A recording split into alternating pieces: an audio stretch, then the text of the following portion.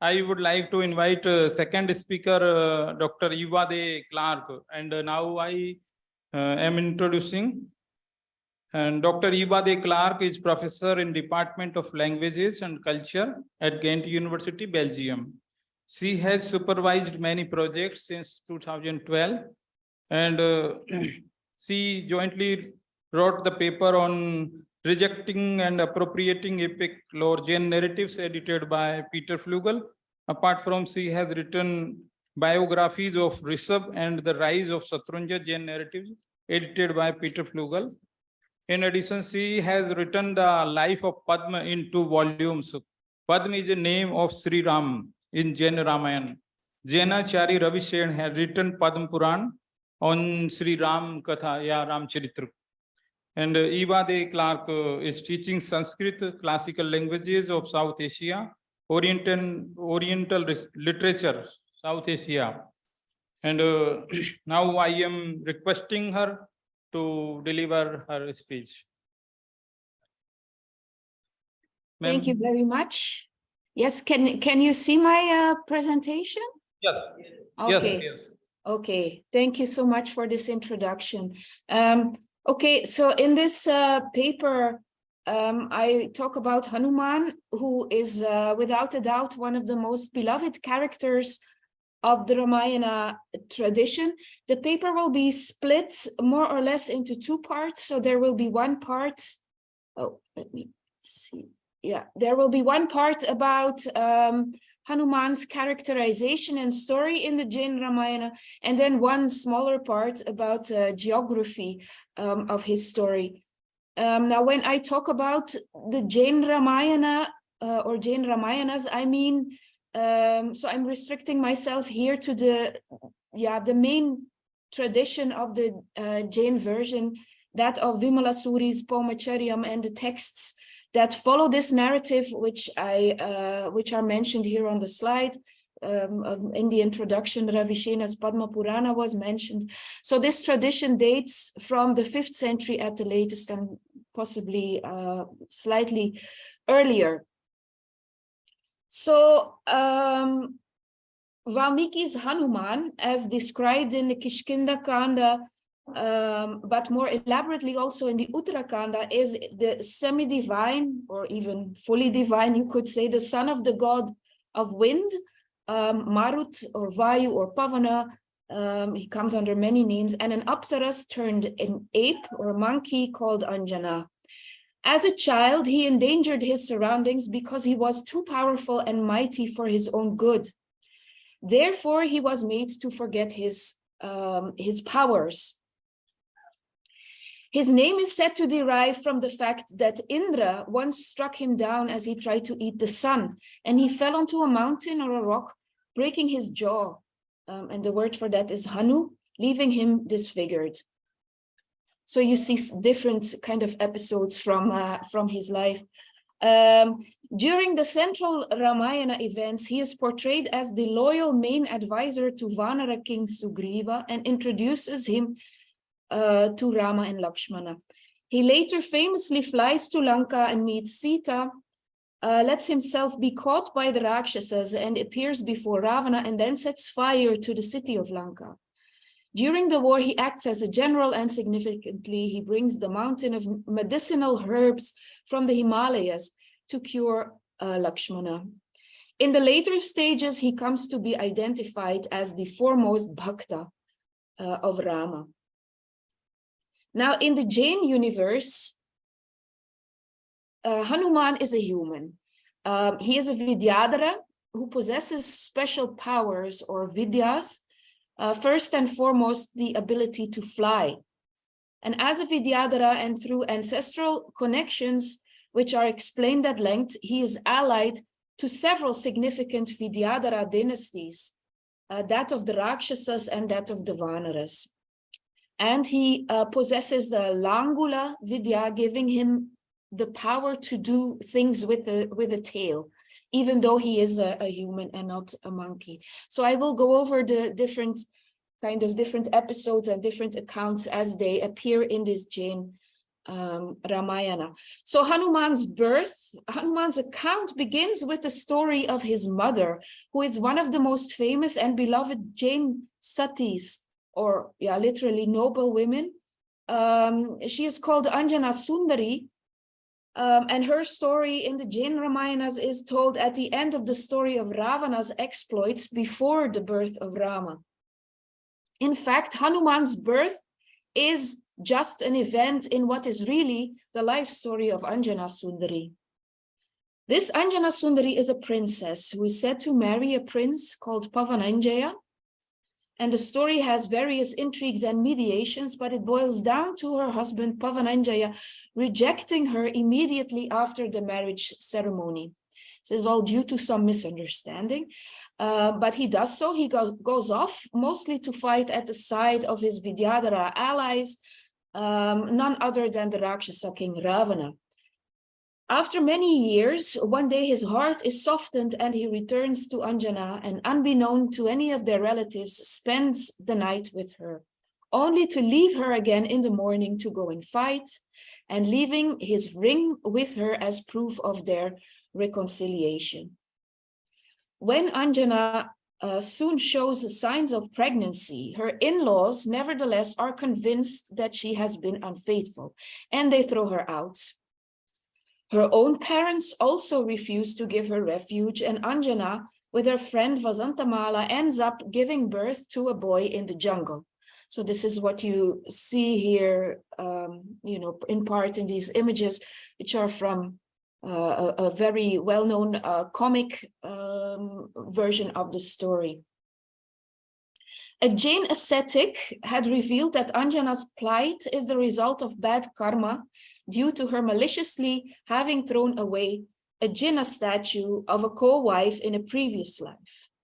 In addition, he also states that her son would become famous. One day, a Vidyadhara flies over this part of the forest and hears the cries of the women. This Vidyadhara is revealed to be Anjana's uncle. So you see him here standing in the background twice with his Vimana, his flying machine. He rescues the women and the child and takes them to his city on the island of Hanuruha. While flying in the Vimana, the child gets excited and jumps out of the vehicle. He falls down and pulverizes a rock, but remains unharmed.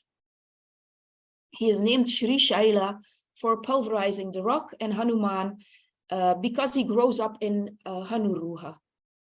His father, Pavananjaya, later joins him and his mother there. All of this takes up about 4 chapters in Vimalasuri's Paumacharya, and Hanuman is here very much a secondary figure to the main story of Anjana. And I say this between brackets. In the Paumacharya of Swayambhu, it is actually reduced to only 1 chapter. In the next chapter, Hanuman comes to the fore as his exceptional martial qualities and his close relationship to Ravana are described. So Ravana wants to vanquish the last of the Sura Vidyadharas, Varuna, and he seeks assistance from his allies. Despite his young age, Hanuman volunteers and goes to Lanka with an army to join Ravana's forces. Ravana sets out to vanquish Varuna. At a crucial point in the battle, Ravana is besieged by Varuna's sons, from whom he is liberated by Hanuman. Hanuman captures Varuna's sons, leaving Varuna vulnerable and easily defeatable for Ravana. Varuna accepts Ravana's overlordship and gives him the hand of his daughter Satyavati in marriage. The chapter concludes by referring to the women whom Hanuman married, a daughter of Sugriva, of Kara, of Nala and Nila, so 4 women, and at least 1,000 others. And according to the Paumacharya of Swayambhu, it was 8,000 women. So the text is then silent about Hanuman for many chapters as the story of the birth of Rama and the banishment gets underway. It is only in the encounter of Rama and Lakshmana with Sugriva that his name is mentioned again. Sugriva seeks Rama's help in dealing with an imposter, Maya Sugriva, who is the character who here replaces Balin. Jambavan explains how he had asked Hanuman for help, but Hanuman was unable to distinguish the real and the false Sugriva and left again. Later, when Sugriva is reinstated, he and the Vanaras deliberate how to approach Ravana, whom they know has abducted Sita. It is decided that Hanuman should be asked to mediate. They send a messenger to him, who finds him in his palace in the city of Shripura on the island of Hanuruha.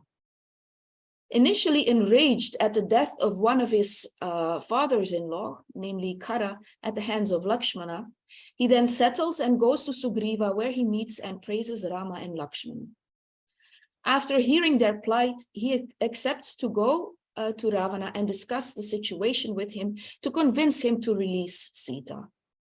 Hanuman then climbs into his Vimana and heads towards Lanka. However, he makes a few stops along the way. First, he sees the city of Mahendra, where his mother Anjana grew up.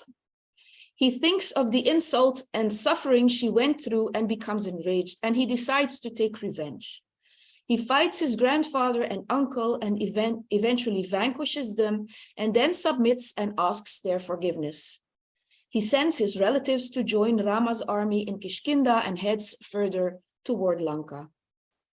So just as a side note, in the Valmiki Ramayana, Hanuman climbs the mountain of Mahendra. So here you have this echo of Mahendra, but just a different story. It's the mountain of Mahendra that he uses to make his leap over the ocean to Lanka. So he moves on, and soon he spots an island called Dadimukha. He descends and extinguishes a fire that is threatening 2 munis and 3 girls, 3 princesses, who had been attacked by an angry, rejected suitor. According to one of the munis, the princesses were destined to marry whoever killed Sahasagati. So the Sahasagati is actually that Maya Sugriva, that false Sugriva. And so the killer of Sahasagati is Rama. The princesses and their father head to Rama, and Hanuman proceeds on his journey to Lanka. So again, in the Valmiki Ramayana, there is indeed a Dadimukha present in this part of the narrative. He is not an island, he is a person, actually an uncle of Sugriva, Vanara, who is the gardener of the Madhuvana grove that is destroyed by Hanuman. So then he reaches Lanka, and Lanka is made impenetrable because of a protective vidya. So Hanuman and his army attack. So Hanuman doesn't go alone. He comes accompanied by an army. He attacks and defeats the Vidya, after which a battle with some guards led by Vajramukha ensued. This guard is killed by Hanuman, and then his daughter Lanka Sundari attacks him. However, both fall in love with each other, and they marry then and there. The next morning, he bids his new wife farewell and heads to Vibhishana's house. So he has a talk with Vibhishana and suggests Vibhishana to talk to Ravana, but Vibhishana then explains that he has already tried this with no positive outcome. Hanuman then heads over to where Sita is, and she has been fasting there for 11 days. According to Swayambhu, it is 21 days. He secretly drops Rama's ring into her lap, and Sita sees this and instantly becomes happy. Now the women guarding her observe Sita's changed mood, and they inform Ravana. And in other texts, it is Mandodari of this. Ravana now believes that, okay, Sita has become happy, so maybe I will have a chance with her and she will be willing to accept me. He doesn't go himself. He sends Mandodari, or Mandodari comes on her own account, and there is an exchange between Sita and Mandodari, and then Hanuman reveals himself also to Mandodari. Sita breaks her fast, and Mandodari leaves to report what has happened to Ravana, and Ravana sends his guards to capture Hanuman. So there are then several battles that take place between Hanuman and the guards, and eventually Indrajit manages to capture Hanuman with a Naga Pasha, so with a noose of snakes, and he brings him before Ravana, who is furious at Hanuman's betrayal. If you remember, Hanuman and Ravana were actually quite close before. So Hanuman tries to convince Ravana to do the right thing, which makes Ravana even more angry, and he attacks him. Hanuman escapes, wreaking havoc in the palace. So he destroys things, and it is made very explicit by the authors with his feet. So not with his tail setting it all on fire, because he doesn't have a tail. He is no monkey. So he goes and Hanuman then goes and reports to Sugriva and Rama. So Rama and the Vanaras now head to Lanka to go and fight Ravana. Hanuman is in this passage described as one of the prominent warriors who slays several of the Rakshasas. Names are Malin and Vajrodhara. There is also Maya. Now, at one point in the battle, like in the Valmiki Ramayana, Lakshmana is mortally wounded by the Shakti of Ravana. And the Vidyadhara arrives there, passes there, and he advises the Vanara party about the qualities of the water of a girl named Vishalya, and she is the daughter of Kaikeyi's brother Drona. So this Vishalya apparently has healing powers, and these healing powers had once saved the city of Ayodhya from an epidemic. Hanuman, together with Angada and Bhamandala, who is Sita's twin brother, goes to Ayodhya and meets Bharata. Kaikeyi convinces her brother to allow Vishalya to go with them. When she arrives, the Shakti piercing Lakshmana's body flees, and in addition to Lakshmana, other soldiers, even Rakshasa soldiers, are healed by Vishalya, and Lakshmana marries her. And so again, referring to the echo from the Valmiki Ramayana, it is in fact a medicinal herb that is on the mountain, is called Vishalya, this Oshadhi. So the fight then goes on with Hanuman being staged as a fierce warrior. So when Rama eventually returns to Ayodhya, Hanuman is said to live joyfully with his wives in a city called Karnakundala. So no longer in Shripura on Hanuruha Dvipa. There is no reason given for this shift from Hanuruha to Karnakundala. And the city itself has been previously described by Vimala Surya and Ravishena as the city of Dandaka, King Dandaka, who used to be a king there before the area of Karnakundala and surroundings basically transformed into the Dandaka forest. On the occasion of Rama's battle with Lava and Kusha, with his two estranged sons, Hanuman joins as an ally, but ultimately withdraws from the fight. The story reverts back to him one day later, when Hanuman is already advanced in age, and one day the sight of a meteorite in the sky, in other texts it's a moon, causes him to reflect on life, and he realizes the fickle nature of existence. So this is in true Jain style. He renounces the world together with his many wives and ultimately attains omniscience or Kevala Gyan. So in all, Hanuman's central function in the narrative as Rama's helper in finding Sita and bringing medicine to save Lakshmana has been kept in the Jain Ramayana.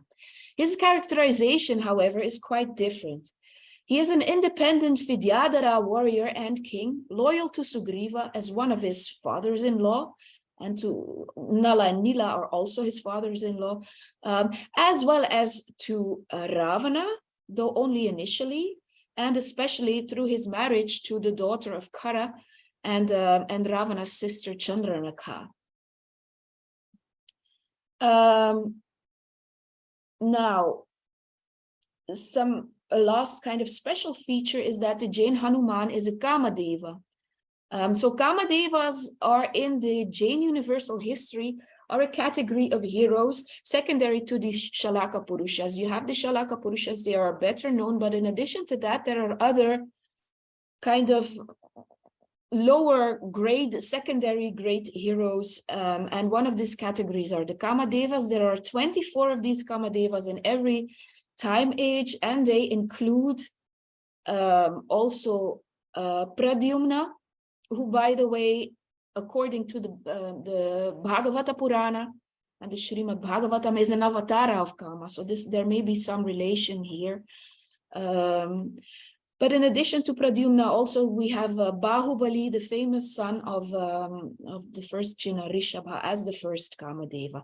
So as a Kamadeva, the Jain Hanuman is extraordinarily handsome and married to a great number of wives. He is a great warrior, and at the end of his life, he renounces the world and even attains emancipation. So now for the second part. So another reason why I decided to look more closely at this Jaina account of Hanuman has to do with the geography expressed in this part of the tale. A lot has been written and discussed about the geography of the Valmiki Ramayana, as you know. However, in the Jain Ramayana, other places, cities, rivers, etc. are named, which are completely absent from the Valmiki Ramayana. In another paper, I explored some of these locations, which seem to correspond to a path more to the west, at least, for the journey to the Vanvas, and then back east and south compared to the route of Rama, Sita, and Lakshmana before entering the Dandaka forest. Once they enter the Dandaka forest, the geography becomes rather vague, and the connection to Ayodhya that is present in the earlier part of the story now seems to be also become more vague or become more loose. After meeting Sugriva, Rama and Lakshmana head to Kishkinda, where they slay Sugriva's impostor. No location of this Kishkinda is given, so no rivers or any of the sort are mentioned. Though modern scholarship, at least with regard to the Valmiki Ramayana, modern scholarship since Parjitar, so in the 19th century, associates it with Karnataka, and especially the area around modern Hampi. And I have here a map for, just to kind of locate this. Though discussions, again, as I mentioned, on the geography of the Valmiki Ramayana are plenty. In any case, in the story of Hanuman, a place not mentioned in the Valmiki Ramayana is this island of Hanuruha, with a city named Shripura. Now, K.R. Chandra, in his critical study of Paumacharyam, suggests an identification of Hanuruha with the city of Honavar. So this is here in northern Karnataka, Uttara Karnataka, just south of Gokarna. His reference for this identification is a book by Brahmachari Shitala Prasad ji from 1923 called Bombay Pranta Ke Prachin Jain Smarak. Now this Shital Prasad ji, I looked up the reference. He does not himself give any further reference or argumentation for this identification. So he names the island of Hanuruha. His reference for the identification is the Pampa Ramayana in Canada, which makes sense that this is his only source at this moment, because at this time it had been edited. I mean, in terms of Jain Ramayanas, the Pampa Ramayana is probably the first to have been edited and made available to scholars. So the Paumacharyam edition came later. So I verified this in the Ramayana of Abhinava Pampa, the 11th century work, which is a story which also follows the Paumacharyam of Vimalasuri. And now, while going through the introduction to the first edition by Lewis Rice, dated 1892, I found the editor the editor Lewis Rice. He is actually the one who seems to first refer to Hanuruha as perhaps being identified with Honavar. And his only argumentation for assessing that this Hanuruha, as well as several other places described by Pampa, were indeed historical sites, was the, as he says, the verisimilitude, so the truthfulness of how these cities were described. So it's quite, you know, his argument is not very strong and it's quite subjective, you could say. Now, needless to say, also given the antiquity of the work of Rice and how relatively little was known at the time, and his focus on the Kannada-speaking regions, I thought I should take this identification with some grain of salt, with a pinch of salt. And I could not find any association of the coastal town of Honavar with Hanuman anywhere, though the historic presence of Jains is attested in the ruins of an old important Jain temple in the vicinity. However, a depiction of Hanuruha in the Paumacheryu of Swayambhudeva makes me believe that this identification may be correct after all. Perhaps not for Vimalasuri and Ravishena, but at least for Swayambhu, who may have identified Hanuruha with Honavar and then Pampa after him, because I just checked this morning, actually, Pampa uses, in addition to Hanuruha, he uses as the name for the island also Hanumara, which even becomes closer to Honavar.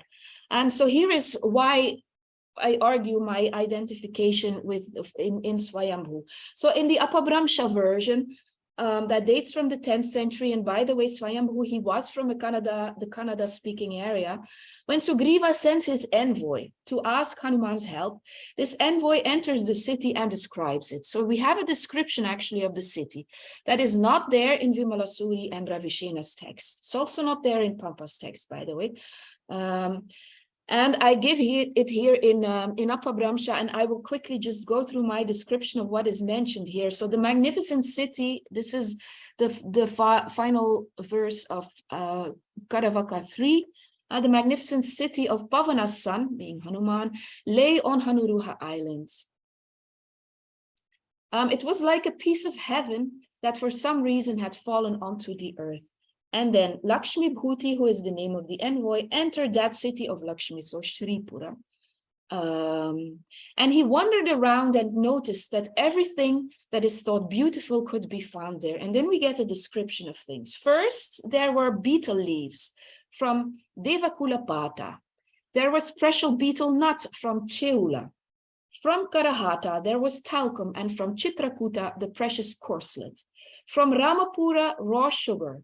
A pond from Pratisthana, a clever friend from Aivada, a garment from Arbuda, youthfulness from Karnata, bright cloth from Harikelia, famous salt from Vadayara, diamonds from Vairakara, gems from Singhala, musk perfume from Nepala, many pearl necklaces from Sanjana, the donkey from Varjara, the horse from Kekana, lovely scented power from Paunara, and indeed sweet sounding sounds from Nanduravara. Superior building for a city from Kanchi, fine cloth from China inspected by rogues, and moreover the grammar of Indra was taught and the song of Bhuvavala resounded there. So I have not been able to, for 100%, identify all of these items, some or kind of conjecture at this time, and I don't have time to really go into this now. But what is clear is that what is suggested here is a merchant center. It's a city where all kinds of things from various places from far and wide are on offer. So it identifies the island of Hanuruha and the city with an important merchant place. Now, Honavar. Honavar may not be, so I'll go back maybe to the previous slide. It may not be a town of great repute now, but it has a history going back many centuries, and some scholars suggest even to Roman times. So Ibn Battuta visited the city. The Portuguese built a fort there to protect their merchant interests, as did the British. They built warehouses in the surroundings. So all of this suggests that this Honavara, due to its geographical location, was probably always a good place for trade and traders, and its geography lends itself to it. And of course, where you have trade and traders, in South Asia, you will find Jains there. And as I mentioned, there is indeed an important Jain temple of some antiquity not too far away. So as I already mentioned, for now, I have found no association with Hanuman in this place, nevertheless. I will stop here, and I'm open to any comments or suggestions about this identification. It's still in the kind of in the early stages of research, but I thank you for your attention.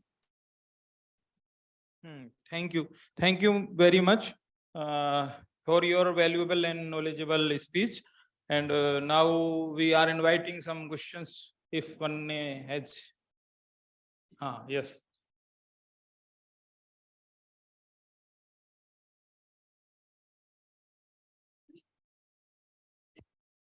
Miss Eva, can you hear me? Ma'am, can you hear? Yes, I can hear. I'm sorry, I muted myself. So the Jain tradition is known for its non-violence. Yes. You mentioned the example of Hanuman. The story here shows him using his feet to destroy Lanka instead of the fire. Yeah. Actually, a session in the morning when we can't see you. Just give us a minute. Hi. Oh, I'll maybe stop the. Shall I stop share? Maybe. It was on our end. It's fine. Yeah. So there's a session in the morning where there was an example of a story in the Northeast where some of the performers actually burnt them, because they're trying to show the story of the tail burning. So my question to you is, are there other examples you've seen which departs from the Valmiki Ramayana, where you see examples where they're trying to bring this non-violence? Yes. I mean, non-violence it's a complicated issue, in fact, in this story. One would assume that, non-violence would really be at the forefront in the minds of these Jain authors, but at the same time, it's still the epic story and the fight needs to be fought. There is still this kind of warrior aspect and warrior ethos that is there. And that did not seem to be problematic. But the first, well, one that springs to mind is, of course, the golden deer episode, that has been sort of criticized sometimes in the sense of, why the golden deer that is killed, that is killed by Rama, that is absent from the Jain Ramayanas. It is not there. And some of these Jain Ramayanas, as you may know, some at the start, they give some criticism of the Valmiki Ramayana, but it's not necessarily always to do with the violence. It seems to, in my opinion, at least, more kind of parallel the way in which these philosophical debates were being held, where, it wasn't the Jains saying, oh, we believe in non-violence, so according to us, this is the truth and your truth is just basically wrong. So what they wanted to do was more indicate what they perceived as, not illogical episodes somehow. So what they say about the about this golden deer episode, so they do reject it. And we can say that, yeah, maybe it's, the violence might be there, but what they also say is that on the one hand, you have Rama and Lakshmana who are, and it is there in the Valmiki Ramayana, it's said that they dress up in these bark cloths, in the garb of ascetics. But then why are they hunting? Then why do they shoot a deer? This is what the Jains say. It's not necessarily always to do with ahimsa. You could, they're not, the authors are not explicit. They just say, on the one hand, you have them described as ascetics, and on the other hand, they shoot a golden deer. This is behavior that this is not logical. And this is why these Jain authors say, okay, the story as you hear it in Valmiki, that's not the real story. We will now tell you the real story. This is how it goes. So yeah, I mean, in terms of the non-violence, there I have to say, it is Jain, and there is a lot of violence. It's still an epic, like in the Jain Mahabharata, and also many other of these Jain epic stories. There is a lot of war and bloodshed that goes on there, despite this ahimsa, which perhaps may surprise you, but somehow, yeah, for the story itself, it does not seem to be. I mean, if it's violence, you know, for the greater good, then it is accepted here. So I hope that answers your question. Thank you. Next question is from. Hello, Evaji Durjati here. Hello, hi Durjati. So I have a question. This is with reference to Hanuman's prior engagement with Ravana. You said that he was with Ravana in his fight against Varuna, right? So my question is just about in Sundarakand, or maybe in one of those Karavakas, what are the sort of the events that lead to Hanuman being chosen as the emissary? Is it because of the fact that he knew Ravana from beforehand? Or because in other Ramayanas, there are certain ways, you know, there is a competition in some Ramayanas, you know, how many, you know, which monkey can, you know, jump how many yojanas. Whereas in some other variations, some other versions, there is Hanuman is just directly, you know, given the task. So what are the events that lead up to his being chosen as the emissary on the behalf of Ram? Because obviously here he's not the monkey, right? Here he is a Vidyadhar. So Yeah. how was that whole thing sort of described in? Yeah. Thank you for this question. Well, yeah, it's like you said. So there is discussion. It's Sugriva and the others of the Vanaras. They realize, okay, so it's Ravana who has taken Sita. So, and they go for the kind of a peaceful solution first. They will attempt to convince Ravana, and they discuss among themselves, so who would be the best candidate to do that, and they decide on Hanuman, especially because of his because he was close. He was the one who was closest. He is the one who earned the respect of Ravana. He actually had saved Ravana at one point and enabled him to vanquish Varuna, and there is this these marriage ties. So he is one of the many wives of Hanuman, is the daughter not of Ravana but of Ravana's sister. She is named Chandranaka, so who would be Shurpanaka in the Valmiki Ramayana. So these are the reasons that are kind of are named. So the relationship, the respect that he has of Ravana, and also basically that he is such he is a great warrior. His eloquence is not really stressed as far as I remember, but you know, at least in the Valmiki Ramayana, he's the very wise one. He's the wisest of, you know, he is the one who will settle Sugriva when Sugriva is panicking and is anxious. He is the one who puts things into perspective, right? I don't have the impression, I have the impression of Hanuman more being the, yeah, he's also wise, but, you know, he's more of a warrior and of a king. Thank you, ma'am. Thank you. Thank you so much, ma'am. We are thankful to you. Okay. Thank you, ma'am. Myself, Dr. Kumar, Central Sanskrit University. I am belonging to Honawar only. Oh, okay. Oh, wonderful. Native place is Honawar. There is a belief about that Hanuman's place. That is Hanuman's place near to Gokarna. Okay. So, my native. That's why. So I support your that point. Oh, thank you. That argument is going on now.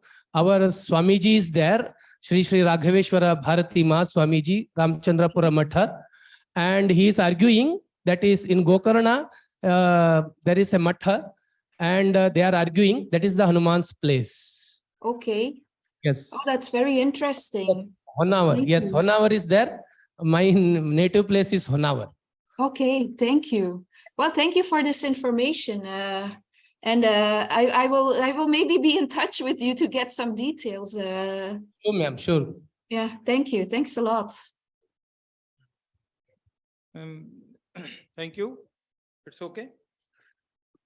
A question. Ma'am, there is one question in message from Alka Thakkar regarding the violence mentioned in the text. Is it because through Jain teaching spread non-violence, but the epics they describe are not necessarily about Jain people, but written narrative by Jain? Yeah, I mean, there are certainly, that is true for some of these texts. For instance, you know, the Pampa Bharata, as you may know, is this Mahabharata of the original Pampa, not this Abhinava Pampa. And that actually just tells the Mahabharata, like the Vyasa Mahabharata, and it is not Jain, but the author is a Jain. And then for Mahabharata, there's other versions like that. But this Ramayana is explicitly said to be Jain, and you know, all the characters are Jain in this case. But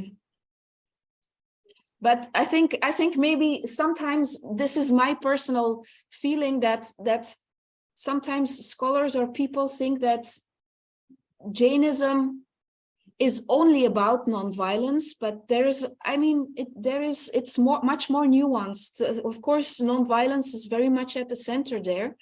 But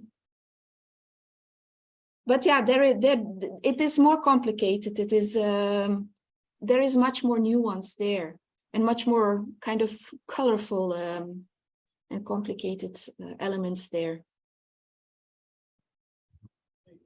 And one question more.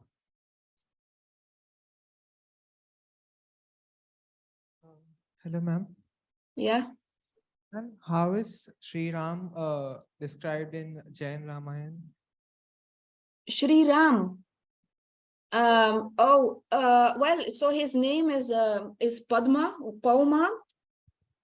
He is a Baladeva, so he's one of the Shalaka Purushas. And he is very similar to the Valmiki Ramayana in his character. Of course, he's not God. He is more calm. I don't see any in his character. I don't see that great a difference with, you know, with the Valmiki.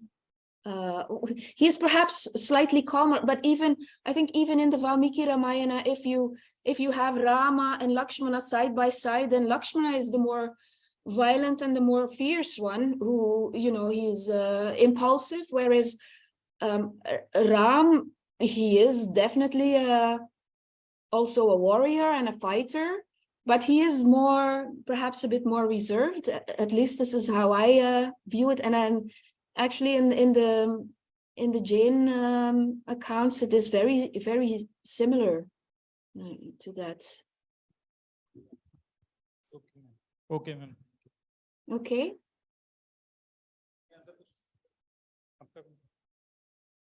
One more question, ma'am. Okay. Hello, ma'am. Hello. In Jain Ramayana, is Rama the main character? As we see in Valmiki's Ramayana, the story is Ramayan, right? So in Jain Ramayana, is it the same that Rama and the story revolves around Rama and Sita and their ways of...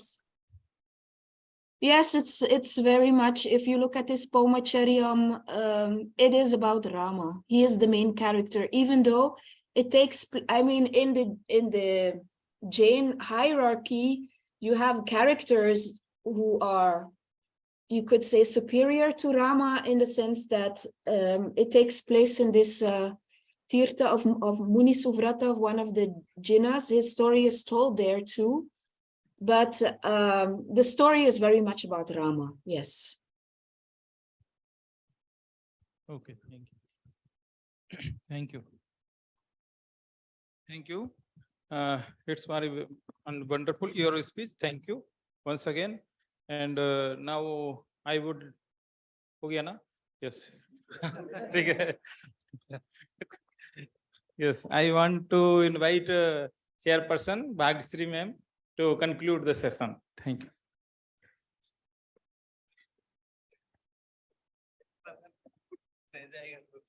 Thank you so much. I humbly stand here as a student of language and literature.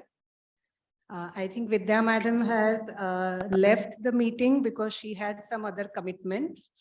So I would first speak about the paper presented by Dr. Ayodhya Clercq. I do not have much background of Jain philosophy, so pardon me if I make some mistake in my comments.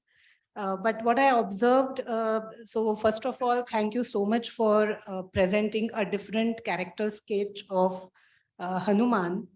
And so what I thought was he is in the Valmiki Ramayana, he is more like, he is presented more as a bhakta of Ram, a devotional character. But whereas in Jaina Ramayana, he is more like a warrior. He has his independent personality. And so that is what I found very interesting when I was listening to you. And I also agree, would agree with your comment that even though this is Jaina Ramayana, there could be very subtle, in a subtle manner, trying to include some Jain values into it, but they are not changing the overall structure of the epic as such. They are looking at the story from their point of view, but the main characters of the story, as you mentioned, name Pauma Charita itself signifies that those characters are not changed, but the character sketch of Hanuman, which you had selected, has so many different shades into it, which was very interesting. And your attempt also to look at the place Hanuruha, that was also a very curious research. I think there could be many possibilities to look into that area as well. So overall, it was an interesting paper to get a different character sketch. And with the case of another paper presented by Dr. Vidya Venkateshan, the name of the text was Ramavataram.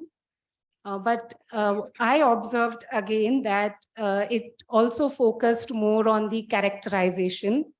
So the characters were the center of the text, of the composition, and human values, human emotions, a personalized touch to those character sketches. That was something which I found very interesting when Vidya madam was explaining it. And the affection, I think more than the devotion of Kamban towards Ram and Sita, it was also the bond of affection that was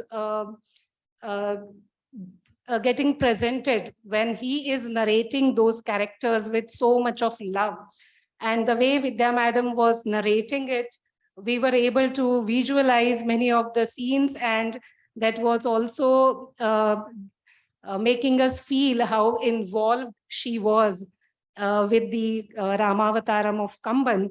So it was also a very interesting paper to look at it. And in the earlier session, Dr. Rupanjali had made this comment that what is a real acceptance of a story? It is when it actually percolates into the culture and you receive it as your own. So I think these two papers also gave us the same type of realization that how Jainas or how Kamban is looking at these same characters. The story, the core may remain the same, but the way everyone receives it, that is what matters, and that is the real acceptance of the story. So I'm very thankful to both of you